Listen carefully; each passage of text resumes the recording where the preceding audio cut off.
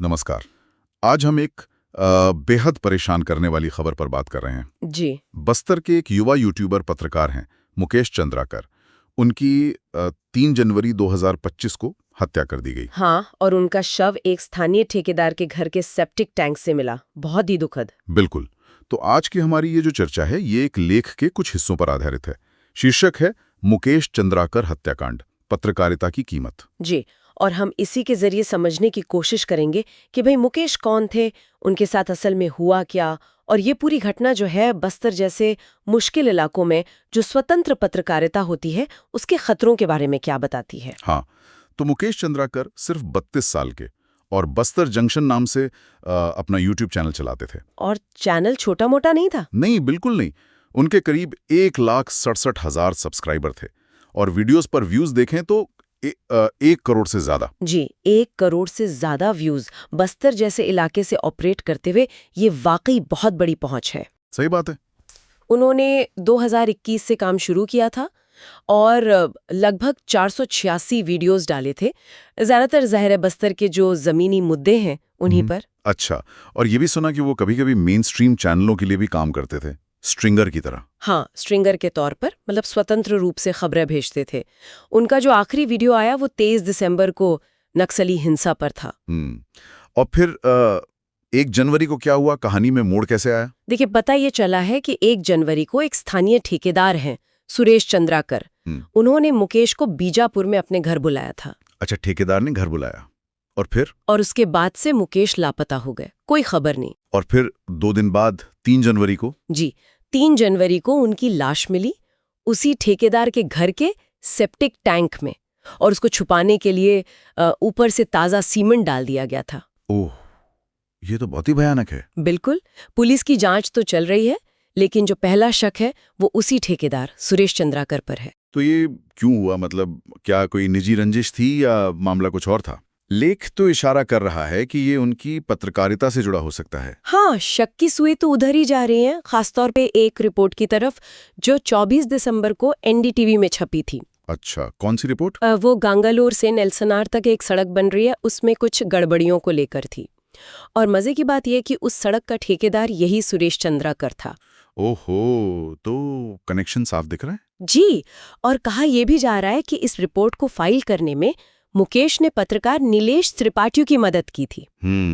और रिपोर्ट छपने के बाद से ही ये ठेकेदार कथित तौर पर मुकेश पर लगातार मिलने के लिए दबाव बना रहा था, बार बार बुला रहा था। मतलब सच सामने लाने की कोशिश शायद जानलेवा साबित हुई। लेख में मुकेश की पत्रकारिता को काफी निडर भी बताया गया है। हाँ, वो आवाज उठाते थे, अक्सर उन आदिवासियों की आवाज बनते थे जो सिस्टम और नक्सलियों के बीच पिस रहे होते हैं। उनकी तकलीफें दिखाते थे। कोई उदाहरण है उनकी रिपोर्टिंग का? बिल्कुल, जैसे एक घटना थी बहुत दर्दनाक। एक आईईडी ब्लास्ट में एक बच्चे की मौत हो गई थी और सड़क खराब होने की वजह से परिवार वालों को शव को करीब 3 किलोमीटर कंधे पर उठाकर ले जाना पड़ा था। उन्होंने ये कवर किया था। ओह, ये तो दिल दहलाने वाला है। जी। या फिर एक और वीडियो था जब प्रशासन ने कहीं सुनवाई नहीं की तो गांव वालों ने खुद ही जुगाड़ से एक पुल बना लिया। उसका टाइटल था चांद पर परचम, जुगाड़ पर जिंदगी। क्या बात है, टाइटल ही बहुत कुछ कह रहा है। बिल्कुल। उन्होंने नक्सली हिंसा के जो पीड़ित थे उनसे भी बात की।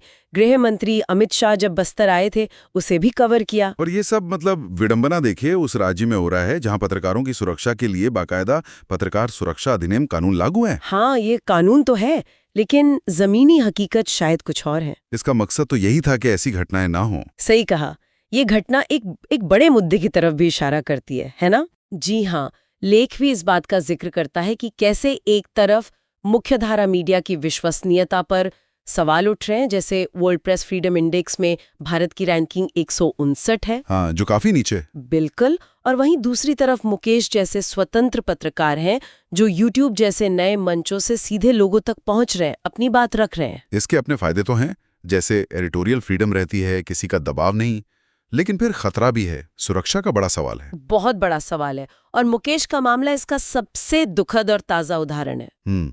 और एक चिंता जो लेख में जताई गई है वो ये कि ये जो ठेकेदार है सुरेश चंद्राकर, उसे इलाके का बाहुबली किस्म का माना जाता है।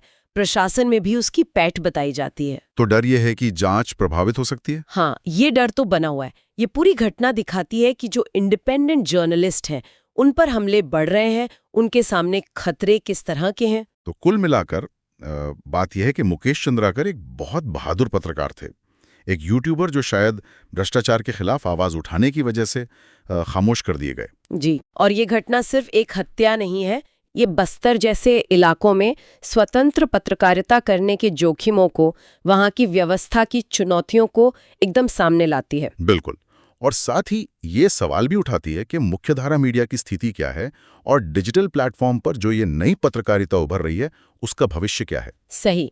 लेख के आखिरी में बहुत ही महत्वपूर्ण सवाल उठाया गया है जिस पर सोचना चाहिए। हाँ, क्या सवाल है वो? सवाल यह है कि जब पत्रकारिता चेहरों पर आधारित हो जाती है, पर्सनैलिटी ड्रिवन, और जब व्यूज सीधे सीधे रेवेन्यू से जुड़ जाते हैं, हाँ, कमाई से। जी, कमाई से, तो क्या सच बोलने का, आवाज उठाने का खतरा और भी बढ़ जाता है?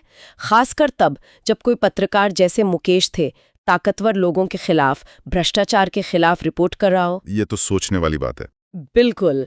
इन स्वतंत्र आवाजों की सुरक्षा कैसे हो, ये कैसे सुनिश्चित किया जाए, ये एक ऐसा सवाल है जिस पर शायद हम सबको, समाज को, सरकार को, सबको सोचने की जरूरत है।